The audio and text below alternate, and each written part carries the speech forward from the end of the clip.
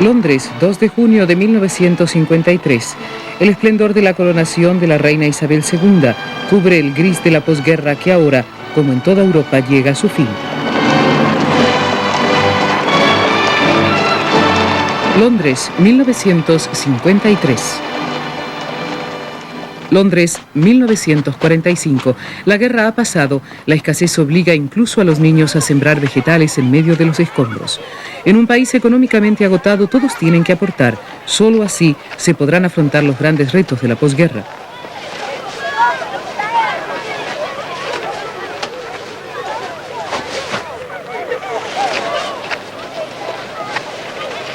Una mejor vida en esta nueva paz es prometida por los políticos.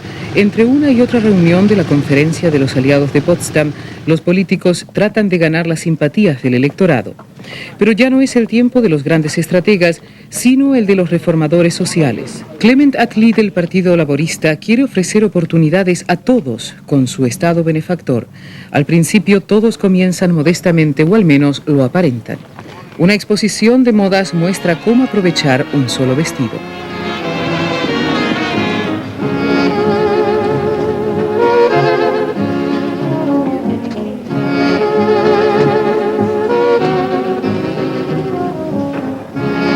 Austeridad, moda para tiempos de escasez. ¿Cómo la dama sin muchos recursos puede presentarse después de la fiesta en la vida diaria? Hacer cola no corresponde a una nación vencedora, pero en Inglaterra las reservas de dólares se esfuman. Los alimentos están más drásticamente racionados que durante la guerra. En 1946, incluso el pan solo se consigue con tarjeta. Estas damas de los barrios londinenses de Bayswater y Paddington están hastiadas. Protestan y eligen a la señora Lovelock como su vocera. We, the housewives of Great Britain, are in open revolt against bread rationing. De la guerra proviene la solidaridad en tiempos de privación. Es el ambiente en que el gobierno laborista inicia su política de reformas. Seguridad social para todos, servicios de salud gratuitos en el Servicio Nacional de Salud.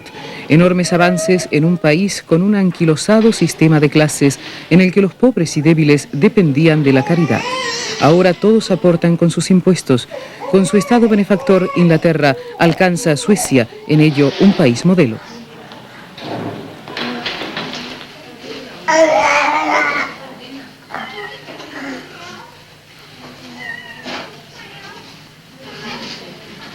Los servicios del Estado benefactor son para todos. En caso de maternidad, por ejemplo, la familia real gozaría también de los mismos derechos. Elizabeth es aún princesa, la pequeña Ana, el hijo Charles,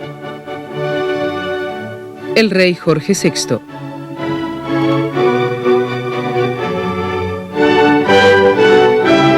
El yerno Felipe. En 1950 se festeja el bautismo de la princesa Ana. También está presente la bisabuela, la reina María.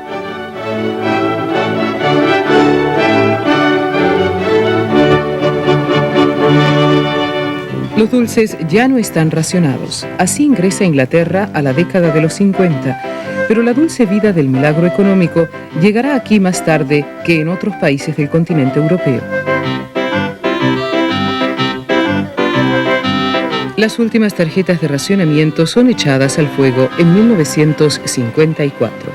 Ahora Inglaterra se recupera poco a poco de la guerra y de los difíciles años posteriores.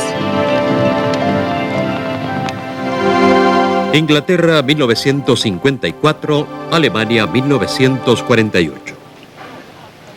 3 años después de la tremenda derrota, los alemanes hacen cola para recibir el nuevo dinero, el Deutschmark, que ahora es distribuido a cambio del mísero Reichsmark de la posguerra. 60 marcos alemanes por persona. Además, por cada 100 Reichsmark en las cuentas bancarias, se pagaron 6,5 marcos. Oportunidad inicial para todos, pero el que posee bienes inmuebles o inversiones pierde menos y empieza mejor. Adiós al dinero inflacionario de la pobreza de posguerra. Con el marco alemán se inicia el ascenso de Alemania Occidental hacia el milagro económico. Las tiendas se llenan de productos de los que se tuvo que prescindir durante tantos años, o que se guardaron por ser más valiosos que la débil moneda. De las ruinas surgen nuevas calles comerciales. Alemania está dividida en este y oeste. En la nueva República Federal de Alemania, en Occidente, la economía social de mercado promete bienestar mediante la competencia. La idea es también proteger al necesitado y hacerlo partícipe de las bondades del sistema. Allí donde la guerra devastó las ciudades, los años 50 se transforman en la década de la reconstrucción.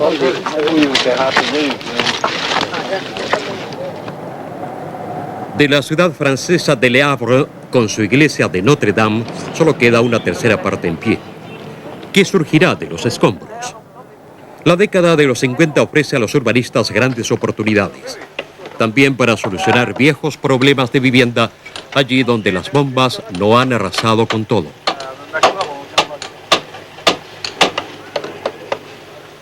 Típico del inicio de la industrialización es este barrio pobre en París, deteriorado durante generaciones de pobreza, abandonado porque en su egoísmo la sociedad burguesa de antes de la guerra permitió el surgimiento de tanta miseria. En la miseria de Aubervilliers, en las afueras de París, también después de la guerra, están obligados a crecer muchos niños.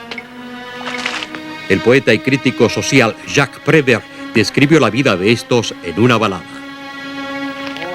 Enfants d'Aubervilliers, vous plongez la tête la première dans les eaux grasses de la misère, où flottent les vieux morceaux de liège, avec les pauvres vieux chacradés. Mais votre jeunesse vous protège et vous êtes les privilégiés d'un monde hostile et sans pitié, le triste monde d'Aubervilliers, où sans cesse vos pères et mères ont toujours travaillé pour échapper à la misère d'Aubervilliers, à la misère du monde entier.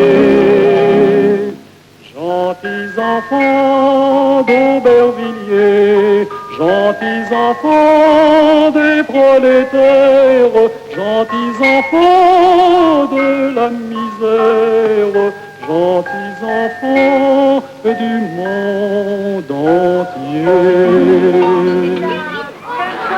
Pocos años después, en el suburbio de Pantin, la construcción de viviendas sociales ha sacado de los tugurios a muchos. Este tipo de asentamientos marca cada vez más el estilo de vida de jóvenes familias en los países industrializados occidentales, estrechos, alegres y limpios. Lo mismo en Pantin que en suburbios de Bruselas, Milán o Tokio.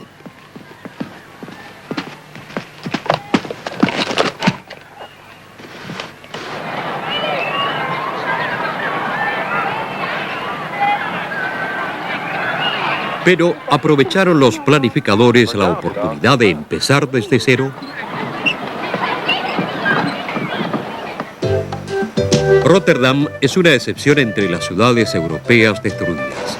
Ya en la década de los 50 se diseñó aquí un centro urbano funcional y con sus zonas peatonales a la vez acogedor para sus habitantes.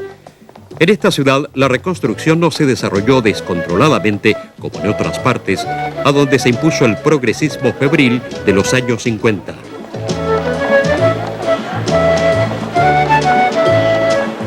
Rotterdam, un modelo de centro urbano moderno y agradable.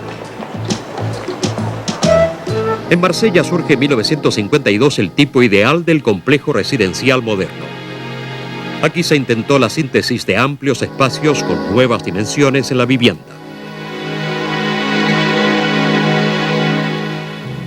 En vista de la creciente población en las ciudades, el arquitecto suizo-francés Le Corbusier considera los edificios de múltiples pisos como la mejor garantía de una vivienda humana.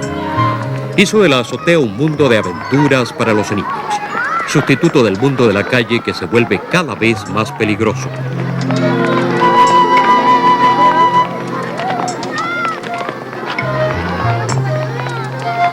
En este edificio se encuentra toda una pequeña ciudad con escuela, calle comercial, hotel, etc. Todo diseñado para que la gente se sienta como en casa y en un vecindario agradable.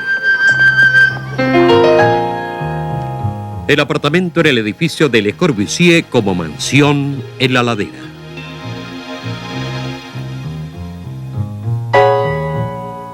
Apartamentos de 2 pisos parecen casas para una familia.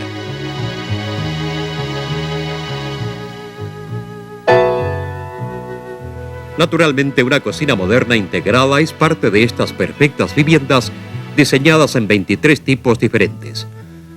Para los 1.800 habitantes se ha pensado en todo.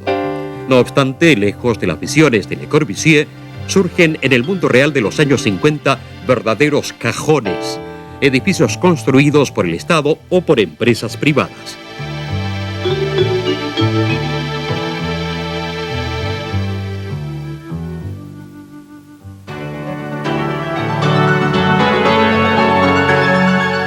¿Qué más sucede en el mundo?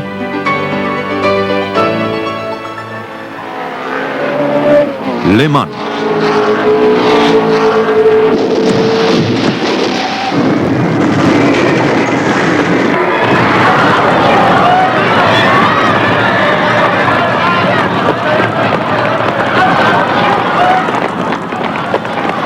Más de 80 muertos, la peor tragedia de la época en carreras de automóviles.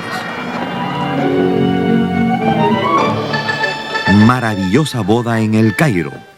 Nariman Sadek, de 17 años, se casa con el rey Farouk de Egipto.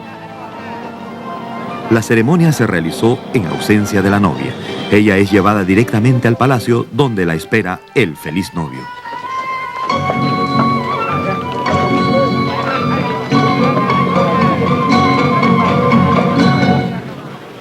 El reino belga.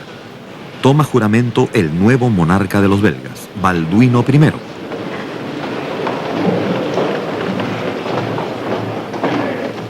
Je jure d'observer la Constitution et les lois du peuple belge, de maintenir l'indépendance nationale et l'intégrité du territoire.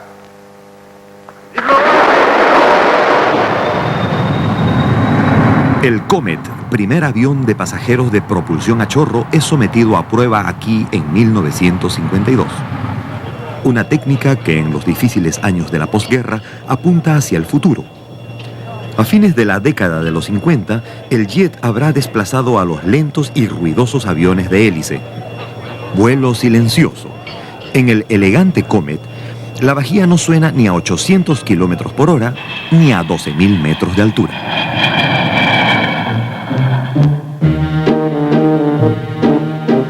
Demasiado peso. Solo hay una solución: el tonel adelgazante para la dama rellenita.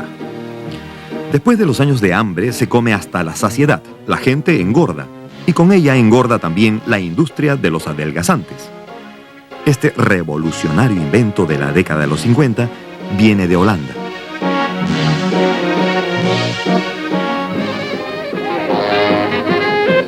Música original de Lionel Hampton. El jazz, Estados Unidos de Norteamérica. Lionel Hampton, 1952.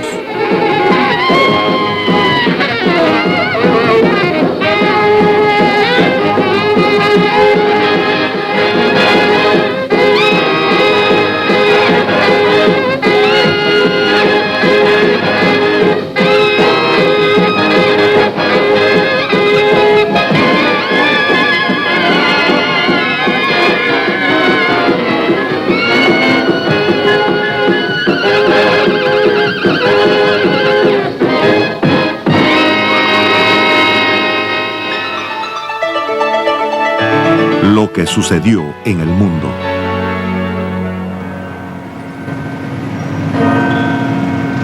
Estrasburgo en 1950. La nueva Europa y sus pioneros. Robert Schuman de Francia. De Italia, Alcide de Gasperi. Konrad Adenauer de la nueva República Federal de Alemania. Reconciliación.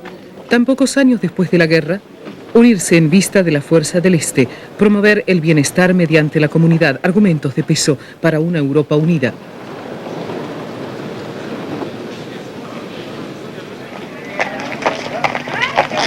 Los sindicatos de los países industrializados de Europa Occidental logran para los obreros una participación mayor en los beneficios del enorme éxito económico de los años de la reconstrucción.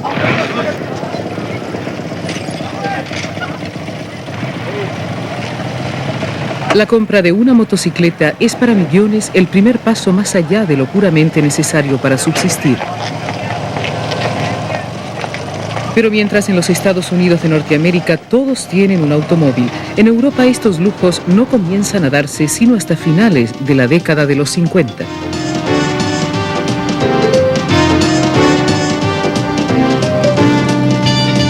Vehículos exitosos en Europa, el Volkswagen y la Vespa. Las cifras de producción muestran que a muchos italianos poco a poco les va mejor.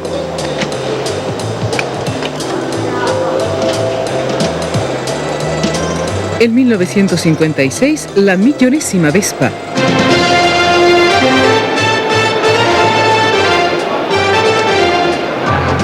La Vespa, vehículo proletario pero elegante a la italiana, se vuelve la motoneta democrática para todas las clases sociales.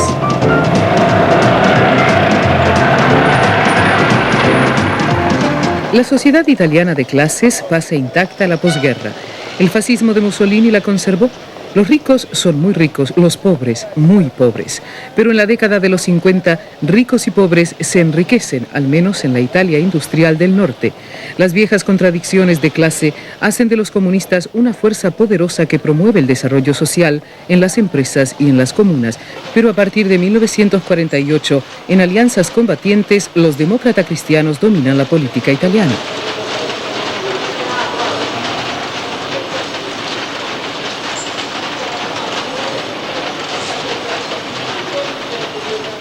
La laboriosidad y el talento innovador de los italianos llevan hacia finales de la década de los 50 al llamado miracolo económico.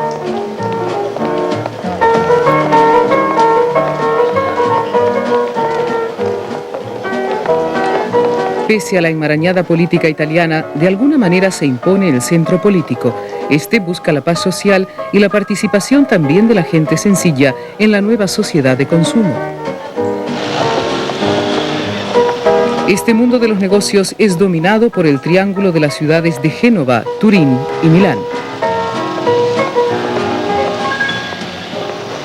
Allí los consorcios crecen más y más y se insertan en el potencial económico europeo. A estas ciudades llegan los perdidos de la otra Italia, del empobrecido sur con sus míseras tierras. Llegan al norte en busca de trabajo.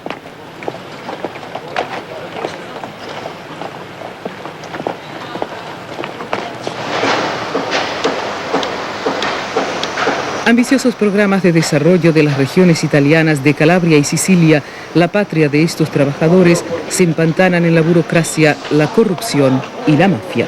Aquí se evidencia el desnivel entre el norte y el sur de Europa. Desde finales de los años 50, millones de españoles, portugueses, yugoslavos, griegos y turcos buscan su suerte en el norte.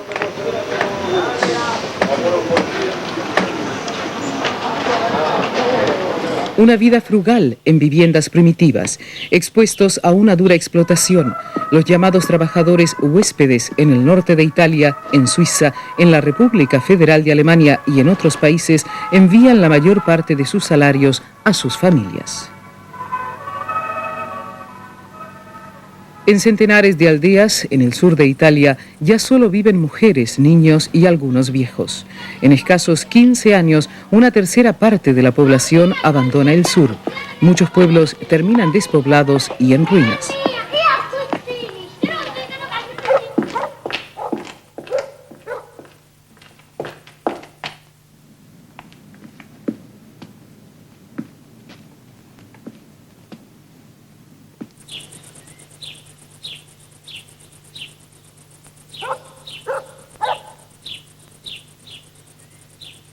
Soñando con sus hogares, trabajadores del sur de Italia, en sus barracas en Milán. E tra i fiori mi abbandona qua giù lungo treno del sud. Dove hai portato quella dolce fanciulla? El terruño lejano, Che tanto Italia, el Caribe. En las bellas islas de las Indias Occidentales hay muchos pobres. Como los italianos, muchos de ellos también buscan su suerte en el norte. Por pertenecer a la Commonwealth, pueden ingresar sin problemas a la fría Inglaterra. Allí tienen que empezar desde bien abajo y sufrir la discriminación. Pero a la vez están abriendo brecha a la sociedad multicultural que con más de 2 millones de inmigrantes finalmente está surgiendo en Inglaterra. También en Francia con sus norafricanos, en Holanda con sus indonesios y en otras partes se están dando procesos similares.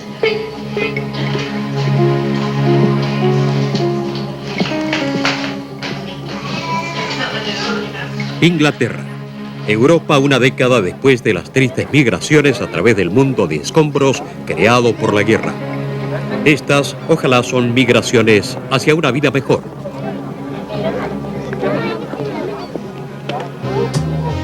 Migraciones más placenteras a las playas de Europa. Ya son 2 las semanas de asueto anuales y cada vez más gente puede darse el lujo de un viaje de vacaciones.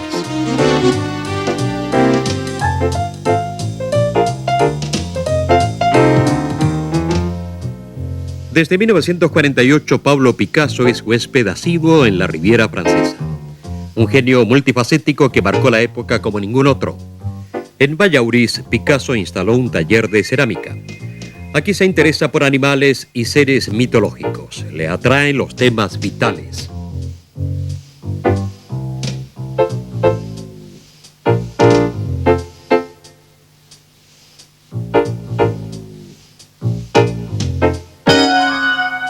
También a Salvador Dalí le fascinaron los animales. El gran pintor español y bromista del surrealismo retornó en 1955 de Estados Unidos de Norteamérica a Europa. El rinoceronte, surrealista. Arte.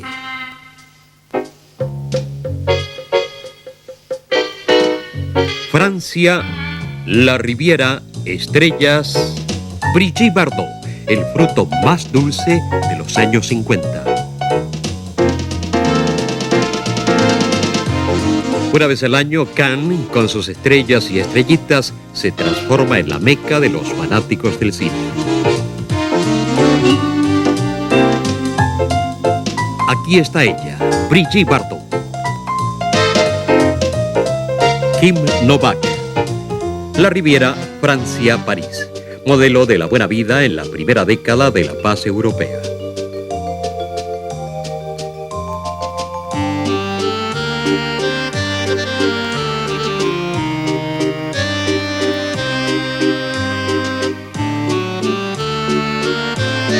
Europa Occidental, una Europa más feliz en la década de los 50. Más feliz para la mayoría de los que aquí viven.